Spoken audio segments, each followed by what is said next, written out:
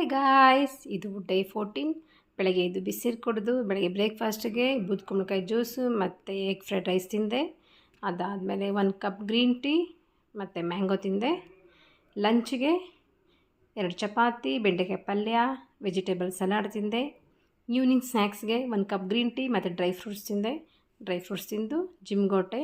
ಇವತ್ತು ನನ್ನದು leg workout. ಇದು ನನ್ನ ಫಸ್ಟ್ ವರ್ಕೌಟು, 15x4 ಸೆಟ್ಟು.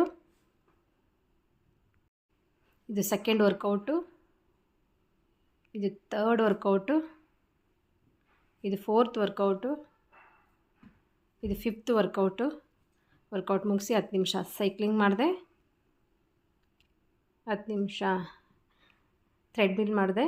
ಇವತ್ತು ನನ್ನ ಸ್ಟೆಪ್ಸು 4912 ಸ್ಟೆಪ್ಸ್ ಕಂಪ್ಲೀಟ್ ಮಾಡಿದ್ದೀನಿ. ಇದು ನನ್ನ ಡಿನ್ನರು, ಚಪಾತಿ ಮತ್ತು ಚಿಕನ್ನು, ಕುಕುಂಬರ್ ತಿಂದೆ. Thanks for watching. ನಾಳೆ ಸಿಗ್ತೀನಿ.